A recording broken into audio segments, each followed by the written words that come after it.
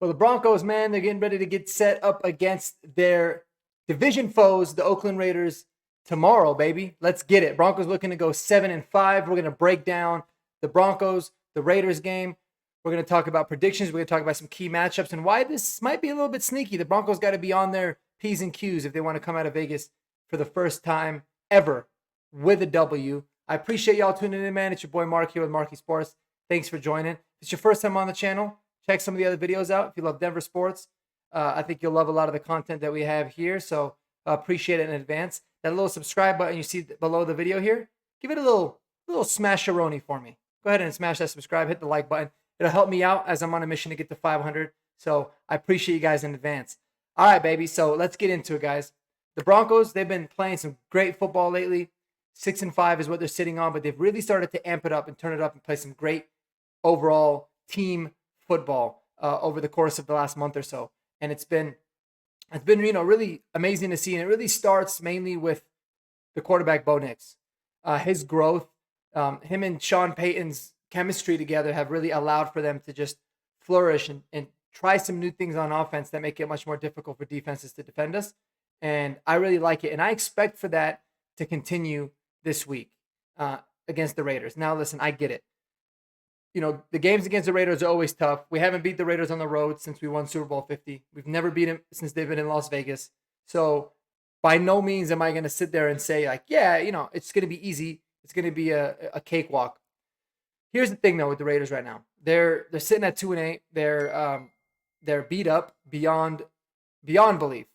And they're going to be started. Their two starting cornerbacks are out for this game. And that's going to obviously bode really well for the Broncos offense. Their third corner is questionable going into the game, and it looks like they're going to have a rookie. Forgot his name. I was looking him up earlier. He seems like he's a pretty promising young player, but they're going to have the rookie as one of the starters. So, this has to be a game where the Broncos offense takes advantage of that. They still do got two ballers, and Sean Payton talked about it in his Friday press conference when he said, you got to worry about 98 and you got to worry about 89. Max Crosby's a problem. He's always going to be a problem. So we have to make sure that we have a solution for him. And Brock Bowers offensively, right? In the last matchup against us, he had a huge game. He's been setting all sorts of different rookie tight end records when it comes to him at tight end. So yeah, they still got some weapons, right? But we also know that if you can get pressure on Gardner Minshew, you're going to be able to, force turnovers off of him quite a bit at a pretty high clip. And in addition to two corners being out, both of their starting running backs, who really are honestly weren't really that good already, in Zamir White and Alexander Madison, both of them are out. So it looks like Amir Abdullah is going to get the start, and you're going to have a rookie that they drafted in the 6th round, Labe, I think is his last name, get a lot more carries as well. And this rookie, the one carry he has in the NFL, he fumbled it. So, just some things. I think Amir Abdullah is kind of one of those guys that can bring a little bit of juice. He can kind of beat you a little bit in the pass game, which the Broncos defense has shown some vulnerabilities to giving up yards to receivers, to running backs in the air. But really, guys, let's face it. Not even trying to have any kind of bias. This should be a game the Broncos win comfortably. But by no means, history has proven that you can't have that kind of a mindset against this team. Because not only have we not, I don't think we've earned it yet. It's not like we've dominated the Raiders for a long period of time. And quite frankly, I still think we're a team that is figuring out how to win consistently. And especially later on in the year when these count and they have such big playoff implications. So that's going to be a big key there. I expect for Cortland Sutton and Devon Bailey to both have really big games. I expect for us to be able to get a lot of yards running the ball. I think that we could easily average over 5 yards a carry, and I would look for that to happen in the Broncos game this weekend. And really, there's no reason, unless we absolutely continue, shoot ourselves in the foot, there shouldn't be a reason why we lose this game. I think it's time now that the Broncos take that next step, right, with Sean Payton. They continue, they've overcome so many key hurdles, right? They've, they ended the streak to the Chiefs, and they kind of made it seem like the Chiefs aren't this vaunted team that we're scared about. And now it's time to end the streak against the Raiders at home, at their place. Now, let's face it too, guys. I mean, let's not forget. Early in the year, I think it was week 5, when we played the Raiders here at home the first time, that game was getting ready to be 17-0. It was probably going to wrap the game up before Patrick Surtain made not just the biggest play of the game, but arguably the biggest play of the season with the pick 6 that he had. And that flipped the game around, and we ended up absolutely trampling them.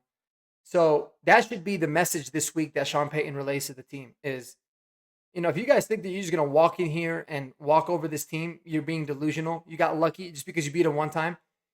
You can make the argument that they got pretty lucky the first time that they played them. And I hope that they can learn a lesson. And that's one thing is this team has done very well is they've bounced back and they seem to learn from a lot of the mistakes that they make. Obviously, everybody's human, so it's not going to be perfect across the board. But I definitely expect for us to start strong like we did last week and just really pile it on them. When you're facing a 2-8 team and you're going into the fourth quarter and the other team is in it, they're gonna, the morale's gonna be up. They're gonna throw up everything. They're gonna basically throw the whole kitchen sink at you to try to be able to win. But if you're able to put your foot on their neck early, I think that they'll fold pretty quickly, and the game should kind of cruise in a manner in which I think it is. So that's really where I'm at. I'm excited to see what this Broncos offensive line can do against Max Crosby. He's always a problem. Even the first time we played him, he was like a shell of himself, and he still made a very big impact on that game. Granted, we didn't have Mike McGlinchey. We had Alex Polcheski, but we'll see how we end up handling him. I think there's going to be a huge emphasis on him when he's on the field. And then, it looks like I'm predicting that Ben Powers is actually not going to be available for this game. I think Calvin Throckmorton is going to be the starter at left guard for you. So it'll be interesting to see that. How does that affect us? How does he end up playing? Do they, do the Raiders try to get him matched one-on-one with Max Crosby? Who knows? But they did elevate Nick Gargulo. I don't really know how to say his name. It just makes me want to do this every time I hear his name. But they elevated him for the first time ever from the practice squad. And that's been really telling in terms of what they've done in the past, in terms of elevations. So if I had to guess, I think the Broncos are probably going to sit Ben Powers out on this one. And I think he's probably pretty close to be able to go. But why risk further injury?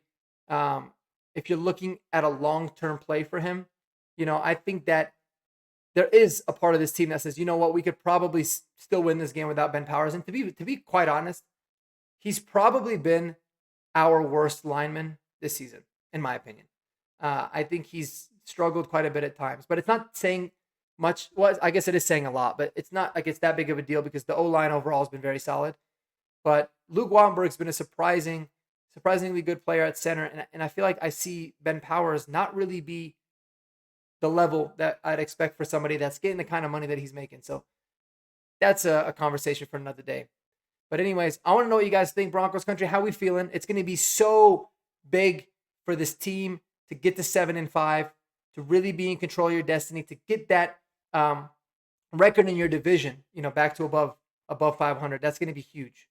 And actually, to 500 is what we need to get it at because, it looks like we lost to the Raiders the first time. No, we beat the Raiders, made us 1-0. We lost to the Chargers. That's 1-1. We lost to the Chiefs, 1-2. So it is time to get that division record back up to 2-2. And, then we can control that with 2 more games left against the divisional opponents. Some games to watch for Broncos playoff implications is obviously going to be the Colts game against the Lions. Now, on paper, that should be like a blowout with the way the Lions have been playing. But I don't know why I have a really weird feeling about the Colts in that game. So we obviously want to root for the Colts to lose. We want to root for the Bengals to lose. The Steelers losing already, I think, helped us a lot. And then the Dolphins as well. If the Dolphins can lay an egg versus the Patriots, that'll go a really, really long way, especially if the Broncos get a W. So let me know how you guys feeling down below, Broncos country. My final prediction is I got the Broncos winning this game. I don't usually give out like big spreads for the most part.